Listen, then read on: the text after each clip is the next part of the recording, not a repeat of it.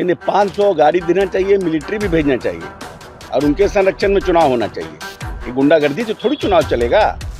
चुनाव election commission को पूरी मुस्तैदी से, इलेक्शन कमीशन के लिए ये बंगाल का चुनाव एक चैलेंज है। इस तरह से टीएन सेशन ने सबको टटुआ की तरह सीधा कर दिया था, वैसे ही जो दुष्ट प्रवृत्ति के लोग हैं बंगाल में, जो आम जनता को वोट देने से रोकते हैं, वैसे सब लोगों को ठीक करना चाहिए। ये तो अच्छी बात है, इसके तो हम लोग खुशखबर हैं। यूसीसी यूनिफॉर्म देश में लागू हो। देखिए, पश्चिम बंगाल में चुनाव होने वाला है और पश्चिम बंगाल के चुनाव को लेकर बयानबाजी का दौर शुरू हो गया है। सत्ता पक्ष से लेकर विपक्ष हर कोई पश्चिम बंगाल के चुनाव और वहां के मुख्यमंत्री ममता बनर्जी पर अपनी बातें को रख रहे हैं और बेबाकी तरीके से रख रहे हैं। ऐसे में ही बिहार सरकार में मंत्री अशोक चौधरी ने भी आज एक बार फिर से अपनी बातों को बेबाकी से रखा है।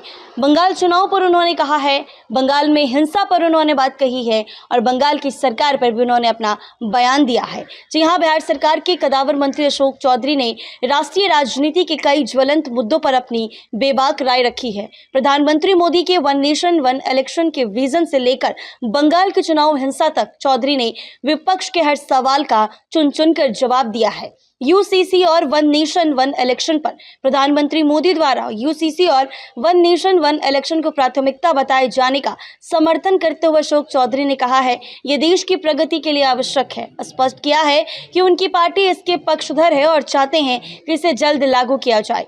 राहुल गांधी द्वारा पीएम मोदी पर की गई टिप्पणी को भी कहा कि मोदी को लगता है वही दिल्ली से सरकार चला सकते हैं, पर अशोक चौधरी ने कड़ा प्रहार किया। उन्होंने लोकतंत्र में कोई व्यक्ति विषय तय नहीं करता कि सत्ता किसके पास रहेगी, जनता जनादेश देती है और 5 साल के लिए अपना विश्वास व्यक्त करती है। जनता ने उन्हें चुना है, इसीलिए वो नेतृत्व कर रहे हैं।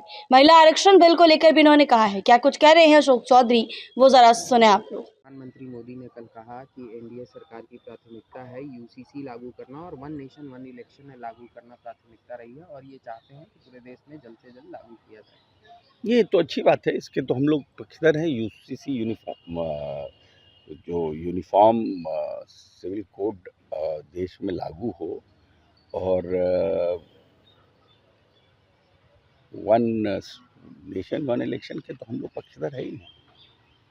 सर, राहुल गांधी ने प्रधानमंत्री मोदी जी को लेकर टिप्पणी की है कि उनको सिर्फ लगता है कि दिल्ली में बैठ के सरकार बस वही चला सकते हैं।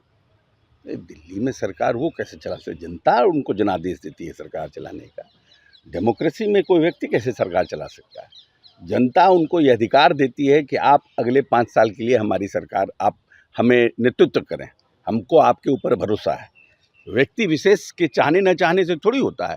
डेमोक्रेसी में तो जनता जाता है, आप भी जाते हैं चुनाव में, हम लोग भी जाते हैं चुनाव में। जनता जिसको सेलेक्ट करती है वो देश का प्रधानमंत्री बनता है। सर, महिला आरक्षण बिल को लेकर ऑपोजिशन हमलावर है, कह रही है कि 5 राज्यों में चुनाव है, इसलिए ये महिला आरक्षण बिल लाया जा रहा है ताकि महिला वोट साधे जाए और साथ साथ दूसरे दल के लीडर्स को मौका ना मिले चुनाव में अपने आप को सही तरीके से भाग ना ले पाए। ये आप तो हर लोग जो है अपने अपने तरीके से चीज़ों को देखता है। लंबे समय से आधी आबादी के प्रतिनिधित्व के लिए ये वुमेन रिजर्वेशन बिल पर चर्चा हो रही है। कोई ऐसा पार्टी नहीं है जिसने इस बिल के खिलाफ में या इसके बिल के अगेंस्ट में किसी ने कहा हो। सब लोग चाहते हैं कि महिला आरक्षण बिल लागू हो। अब जब आ रहा है तब आप कह रहे हैं कि चुनाव है। अब ये तो एक तरीका है ना आपका। हर कोई को आधा गिलास भरा दिखता है और आधा गिलास खाली दिखता है। अब जिसको आधा गिलास खाली दिखता है उसके लिए हम क्या कर सकते हैं?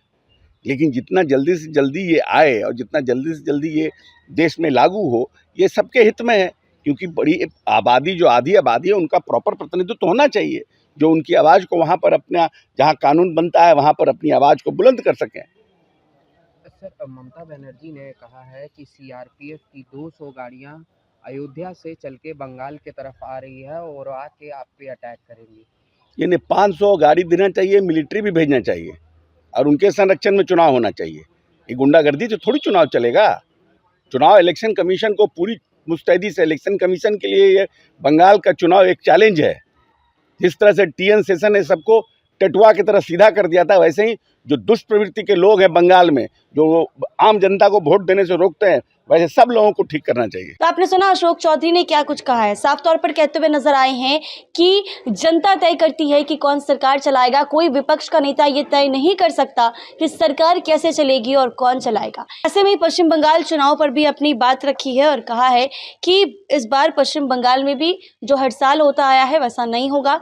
इस बार भी वहां बीजेपी काम कर रही है और सरकार बनाएगी। हालांकि पश्चिम बंगाल में चुनाव है, देखना ये होगा कि पश्चिम बंगाल के चुनाव में आखिर जीत किसको होती है। पश्चिम बंगाल में फिर से ममता बनर्जी ही मुख्यमंत्री बनती हैं या फिर जिस तरीके से दिल्ली और बिहार में हुआ, क्या वाकई वैसा भी पश्चिम बंगाल में होगा। जो भी होगा ये देखने वाली बात होगी। तब तक के लिए बने रहे हमारे साथ NBC 24 पर।